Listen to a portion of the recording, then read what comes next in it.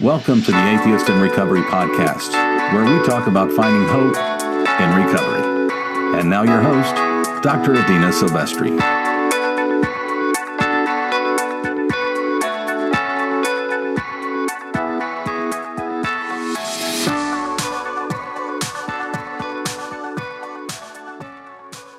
Well, hello, atheists in recovery, and welcome to episode 19 of the Atheists in Recovery podcast. And today we have on Lisa Kirschner. And this episode was fun to record. I think you'll find Lisa's humor and wit and her personality to be quite genuine. And she's very honest about her recovery journey, and a lot of self-discovery was had through her experiences. And then also she talks a lot about the Addiction Memoirs and how storytelling can be a very powerful way to understand the self through somebody else's journey. You could really identify and learn from their struggles, and then also their victories as well. And so we start our conversation off in Qatar in the Middle East, and Lisa talks about what it was like living there in the Middle East, and then to have gone there with her husband, but to find herself very shortly after divorced. Or I should say going through a divorce. And so what that was like for her, trying to find herself in a Muslim country. So yeah, I hope you enjoy today's show. On to our guest, Lisa Kirschner.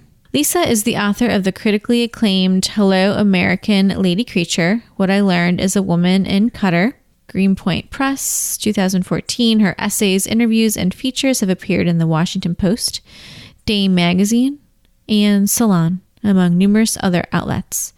She is a yoga teacher, a wellness expert, appearing on the Home Shopping Network, and host of St. Petersburg's monthly storytelling show, True Stories. You can find her at lisalkirschner.com, and you can follow her on Twitter at Lisa L. Kirschner. Okay, here we go. Lisa Kirschner, welcome to the show. Hi, thank you for having me, Adina. So I thought we would start with some of your essays. You talk a lot about your time in Qatar, and you went there with your husband who left, who asked you for a divorce and left. And then you find yourself... He left first and then asked for the divorce. He left first and then asked for the divorce. And he called me to tell me. Yes. That was his plan. When he left, he said he was going to look for a job. And then by the time he got there, the plan changed. So you find yourself alone in a Muslim country. And dating is illegal there. So tell us a little bit about what that was like and your feelings at that point in time. Well, it was so strange because I was also not telling people that I was getting a divorce for a number of reasons. I had been in the Muslim world before as a Peace Corps volunteer, as a single woman, and I faced a great deal of harassment. But that was many years before. And I was, frankly, I just didn't want to find out what it would be like to be perceived in my job. I was directing the marketing efforts for Carnegie Mellon University, and I didn't want to find out how I would be perceived as a divorced woman, how it might alter the structure. So I was not only not talking about it on purpose, but I didn't have a good support system to talk about it with there. And I became, if possible, even more miserable, because the plan had originally been that we were both going to leave Qatar, and he was going to, as I said, look for a job, and then we were going to be gone together. That just isn't how it worked out. Right. And in your essay, you actually say your husband remarked, "We couldn't have survived this without each other." At one point, he said that. Yeah. So what time frame was this? What year was this? I went over there in 2004. I was there for a few months without him while he was doing things to wrap up in the United States. And the plan was that I would have a 3-year contract from 2004 to 2007, but I actually left at the end of 2006. I was there after he left, I was there for almost a full year on my own. And I had been there for a year and a half already. So I didn't fulfill my contract in the end, but I believe I saved myself. Okay. Yeah, we're going to get there too. Yeah. So I want to shift and talk a little bit about your upbringing, your spiritual upbringing from childhood. Yeah. Interesting. About that. Yeah. Well, I think that's interesting because I was raised in the Catholic religion. It's hard for me to even say that very seriously because I just never bought the story. I thought, that's weird. And my mother, and I believe this was a self-penance, never took communion, which also I thought was very weird. I went to the catechism. I got the saint's name, the holy name, whatever that is. I've been through the rites of communion and so on and so forth. I know what it looks like and what it has to offer. And I didn't like any of it. I was always like, really? I'm going to talk to a priest who's talking to Jesus, who's a stand-in for God? Why not just bypass? It didn't make any sense to me, that structure. And it was very patriarchal and unforgiving. And I didn't like any of it, this idea that God was constantly searching for what I was doing wrong instead of anything else. But at the same time, I didn't have any idea that there could be a way to view the universe as kind of conspiring to help you. That wasn't on my radar, but certainly the fact that the universe seemed to be out to get me, I didn't like that. Right. Not comforting at all. No. Yeah. And so where did you look for support? And maybe to answer that, you could talk a little bit about your recovery journey. I think that might be helpful. You mean as a kid, where did I look for support? Growing up. I think I started looking for support probably in alcohol and then drugs. Okay. I mean, we moved a lot when I was growing up, and it's difficult when people say, "Where are you from?" I'm always flummoxed, like I don't quite know how to answer that. And sometimes I think I'm like that Kristen Wiig character because I'm like, "Oh yeah, I lived there too." So when I was 10, I started drinking. It wasn't a peer pressure situation. I literally went to my parents' liquor cabinet with a big gulp and, started just pouring away. I was like, let's get some. And I really don't know where that came from. My parents aren't big drinkers. I did used to watch old black and white movies with my mother, and I loved how those sassy broads, they could just throw back a whiskey, take a drag off their cigarette, and then deliver a scathing comeback line. And that to me, I think was the ultimate. I grew up in a time, it's not like this today, but where, leaving the house was the much anticipated event of my lifetime. Like I couldn't wait. I didn't grow up afraid of adulting. I couldn't wait to get away from the adults. So it was a different mind frame. Interesting. Yeah. So you said that you found support at the bottom of a glass of alcohol. Okay. Yeah. Or just the bottle. I mean, I really didn't bother with glasses. No. By the time I was in high school, I could get people to get me fifths, and I would drink that before I'd go out. And then I went for grain alcohol, Adina, because I was like, why am I going to waste my time with? That's how my mindset was. This is how I ended up in rehab at 19. My parents didn't take me there either. I took myself. You took yourself to rehab.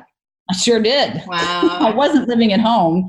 I wasn't in trouble. My parents weren't even really aware what I was doing. When I went off to college, not long beforehand, my dad was like, "So, are you going to college?" And I was like, "Yeah, Dad, that's what all the boxes in my room are for." Mm-hmm. We had that kind of relationship. Okay. So then you were in recovery at age 19. Yeah. What were the feelings surrounding that? That is a funny question. I remember going to a therapist. So I had been, let me just put it this way. I'd been institutionalized a number of times because nobody knew what to make of my behavior. And I was afraid to just get sober and no longer be doing therapy. Again, this wasn't like somebody was saying, you must do this. There was no prescription for this. But I did not trust my own mind at all. And so I got myself a therapist, and I can remember she showed me a chart of feelings with like, she would ask me how I felt, and I would literally sit in her office and I'd be like, what? I don't even know how to answer that question. And I remember the little chart, and it was like, which one of these corresponds to how you're feeling? And that was literally a gateway for me. That was the key to starting to interpret my feelings. It took another 20 years, I would say, but I was at least able to communicate with the therapist on a very basic level. I mean, I was practically feral, is what I like to say. Feral yet strangely motivated. It's such a bizarre combination. Well, and feelings can be really scary, especially if you haven't processed them sober, right? Right. So I thought we would jump now to the reason that I had actually found you is an article called Redefining Recovery, the Evolution of the Addiction Memoir. And I loved this article so much because I feel like we do recover in community via storytelling, which is the oldest form of entertainment, right? Mm-hmm. And I thought maybe you could talk a little about why you decided to write that article, and then we could get a little bit more nuanced. Well, the article that you are talking about, I wrote for thefix.com, which is a great resource for lots of different viewpoints around recovery today. And I have a relationship with the editor there, and I thought that she would enjoy this idea. I had seen an article showing that for the first time in 20 years, death by opioid addiction had dropped. And I remember the secretary of that department saying something like, we're so glad about this. And I was like, well, who do you think we is? And I thought about it. I really grew up in this era. I'm a writer. For a long time, early on, I was afraid I can't be a writer if I'm not drinking. I really equated those words. And, I talk a lot about drinking, and a lot of that is because, and I've heard you talk about this on your show before, I have found a lot of people in recovery in 12-step meetings that focus on alcohol. But that I was a garbage head for sure. I did it all. Anyway, so I saw this statistic and I wanted to kind of look back at my own history. How has it changed? Because the culture has definitely changed around alcohol. I'm in a writing group, and sometimes I'll write a memoir about, starting to drink when I was 10 or how I was getting high when I was 12. And I've had people in the group be like, I don't believe that. As if I'm writing fiction. I'm like, well, it's true.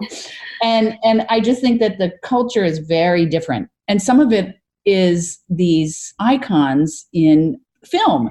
And a lot of that film is based on literature. And I've read it all. Yeah. And I devour this kind of memoir. I love these stories, in part because it's almost like going to a very well-curated meeting.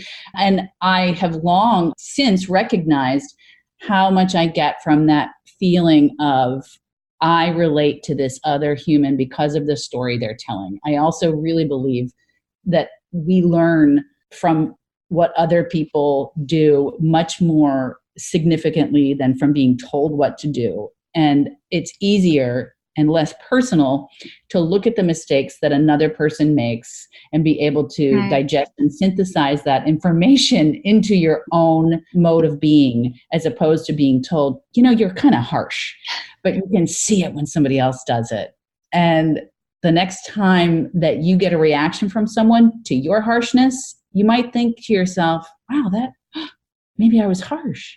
It just works better that way. It's the same thing with writing group. I spot writing mistakes in other people's work that I make.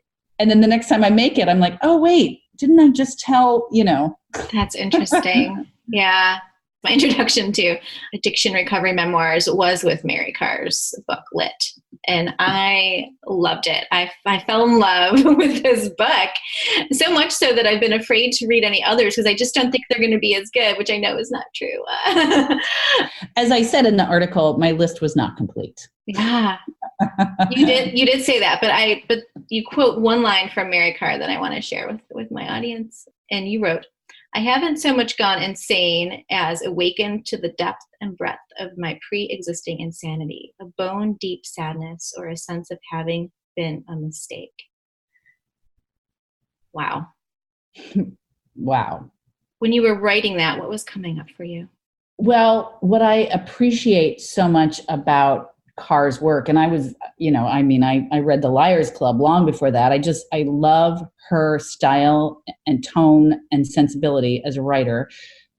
But what I appreciated about Lit was that it was written through the lens of long-term sobriety. And so when I started thinking about this topic, it was clear to me that one of the shifts, first there was Drinking a Love Story. And of course I read that. I read that in the 90s, sober when it came out. That's how long I've been sober. And it was written from a kind of different perspective. And emotionally, it felt more like someone who was still a little bit enthralled with that lifestyle, even though obviously she had recovered from it. But it's very subtle and hard to fully describe, which is why I wrote this article, how it's different. It's just a different level of emotional resonance for me. And so for Karr, and again, as someone who had been institutionalized and had finally come to have to recognize how that is where the drinking and drugging impulse came from, I just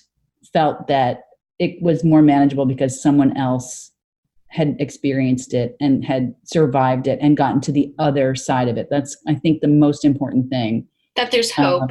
Yes.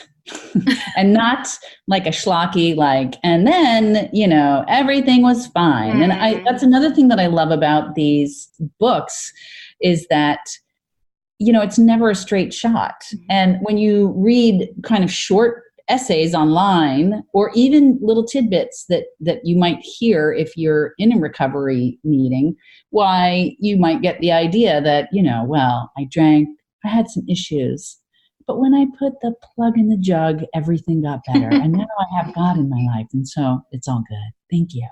That nails on a chalkboard for me. I was like, what are you talking about? I don't even understand what your problem is. I adore the specifics and the scenes and the very personal revelations. That doesn't turn me off. That's what I love about these books. And of course, because they're books, they've been through a very significant editing process. So generally speaking, they're useful. Yeah, I agree. How do you think it's helped you in your recovery? And I'm thinking specifically about when you were in Qatar. Yeah. Well, it's funny. I saw the list of publications on your website, the resources that you offer to people. And one of them was Finding Your North Star. Now, it's funny because I'm not a huge fan now of a lot of the prescriptive type narratives because, again, I think that a lot of it's about finding your own way. But I was really in a place where I was still emotionally very disconnected and I didn't see it. The thing is when you're in those places, you don't really see it. And you just have to keep putting one foot in front of the other. And that's what books like that and stories like that offer me, is this idea that I can keep putting one foot in front of the other and I'm going to find my way. And that's what I love about them. And then two, I don't have to make all those mistakes. I don't have to actually, maybe go to that nth degree that gets memoir worthy. God knows I've already done it enough. As you mentioned, and it's in my first book and it's in this second book that I'm working on now about, the subtitle is actually How I Lost and Found My Happy Place. Well, you're going to have to come back and talk about that book for sure. So it's obvious that you see storytelling as a very powerful form of healing. How do you think it's informed your recovery? Well, I think it forms the basis of my recovery in some sense, because that is the initial experience for me, because I came up through going to 12-step meetings. You share stories. And I think some of that is lost when you really, I don't know that people are as honest as my experience had been, or maybe I'm not. I really don't know. But it's very important to talk about what is actually happening in your life as it relates to recovery in order to connect with people. That's how we understand each other. The best example I can give you is actually not really based on recovery, but it's a what's the word I want to use? It's a storytelling show that I run every month here in St. Petersburg. And in this show, I see people regularly get up, and I've taught many, many classes. And this is the same thing even with teaching writing. But the thing about when I teach it to storytellers as opposed to writers is that I see the transformation. I see them going from tentative about their tale to owning it. And that is such a key part of the story, because if you're not controlling the narrative is controlling you. And so we choose what we want to focus on in a story. And making those deliberate choices is incredibly valuable, even if you're not on a stage or writing a book, because, and that's what my tattoos is a signifier of. We can remember the way that we view the world is everything. Yeah. And what we focus on, we get more of. That is what moved the needle for me, is really recognizing not how powerless I was, but how powerful I am, which puts me, kind of at odds with sort of the basic premise of a lot of 12-step recovery. But I love that. That's true. I mean, you have to shift the narrative. Well, when you understand, and I mean, it really started when I was studying yoga. I know this sounds really woo-woo, but I was studying yoga in India, and we were talking about personality archetypes. And I read a lot about these topics.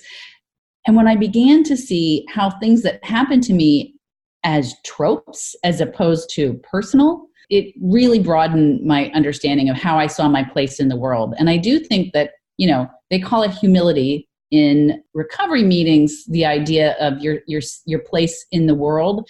But, for many of us, especially with shame-based trauma in our lives, the word humility smacks a lot of humiliation. And it can be very difficult to distinguish, especially when the lizard brain kicks in. You're beyond words at that stage. And you have to feel your way there. And some of that is through getting to a place of understanding, which happens through story, and being able to understand myself as a story and as archetypes rather than as right, wrong, good, and bad was a game changer. Labeling it in a negative way. So as we sort of wrap up here, just highlighting the fact that we see ourselves through other people's stories, and how that's important, that storytelling is great, and it helps, because I feel like you have this increased awareness, as you were saying earlier, increased awareness of yourself, increased awareness of your place, surrounded by others. And I feel like memoirs do a great job of that. And so I'm going to give you a quote, and I want to know your thoughts on it.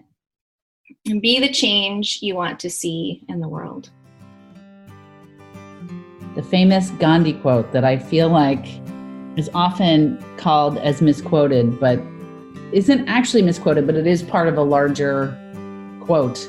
But, I think that's so true. It's so easy to get on Twitter or to get on Facebook and rail against this, that, and the other thing, and then walk away and be like, whew, I really am woke. But, then you go to the coffee shop and the barista gives you a little attitude because they're making minimum wage, and you feel like, well, I'm paying $4 for my coffee, so you better be nice to me. And then, how woke is that? Yeah. I mean, smile at I have to say, my husband is so great at helping me remember to sort of be this person. Do you want to be the person that makes the person around you feel like they had a bad day, feel like they had a slightly better day? It's a constant choice. And that's not the same as people pleasing.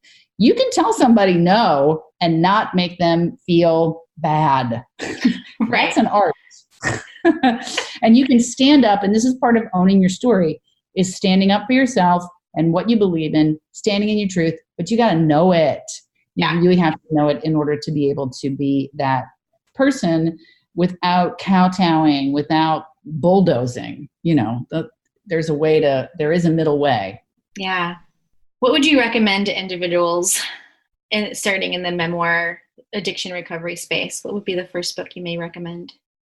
Well, I would recommend reading books, period, reading memoir. I mean, I've been shocked at when I teach memoir, how many people, when I ask them what their favorite memoir is, they'll say something like, I don't know, like Water for Elephants, or, fiction titles. They'll come at me with, things that aren't even memoir. You got to read in the genre.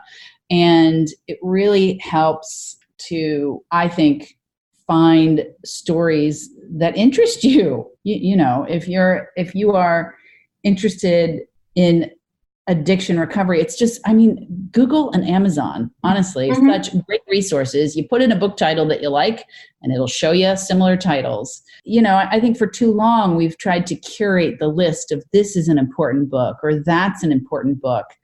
And I think find your own way, like what works for you, and go from there. Write your truth. And, I think that there's a lot to writing that is not happening on the page. Because when I wrote my memoir, I had to be in great physical shape, mentally, emotionally, psychically, because I had to look at some deep trauma that I had. And, writing is not therapy, and it shouldn't be.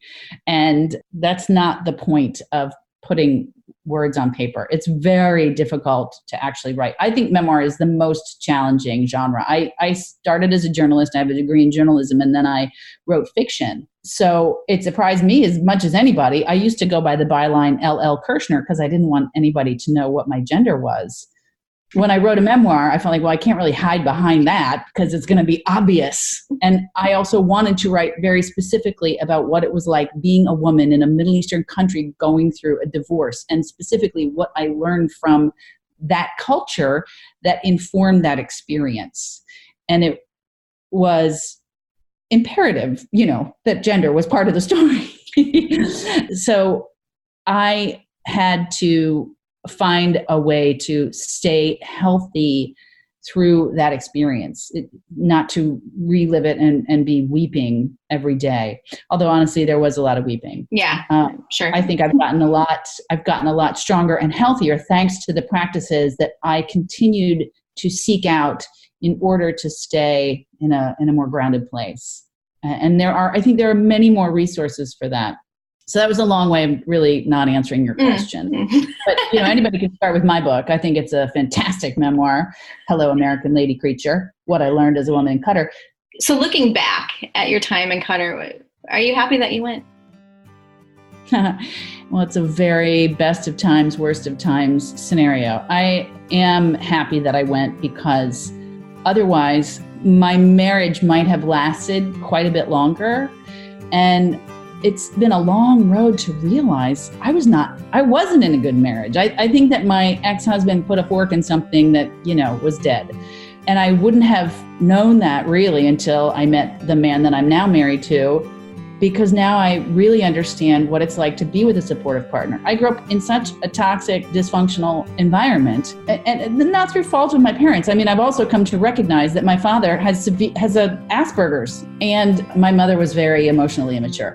And so we have a relationship that is unlike anything that I even sort of dared to think about.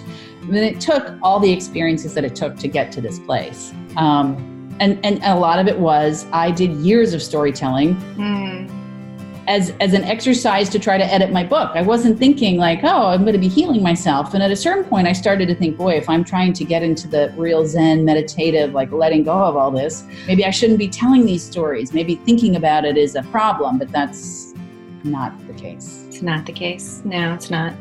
And that's probably a pretty good place to end. I want to thank you so much for being on the show. I'm very grateful for your wisdom. Thank you for having me. Yeah. And what are some of the best ways to reach you and see all the awesome work that you're doing? I'm on all the regular social media places, Facebook, Instagram, Twitter, and it's just my name, Lisa L. Kirshner. There was another Lisa Kirshner who had that URL, so I went with Lisa L. Kirshner so I can have the .com. Maybe it was a mistake, I don't know. Yeah, so that's LisaLKirchner.com. A lot of people want to put an S in there. I get it. Yeah. Kirshner. Sounds like it.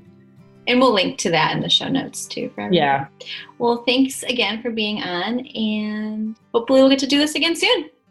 I hope so. Thank you for listening to the Atheists in Recovery podcast. For more great info and to stay up to date, head over to atheistsandrecovery.com.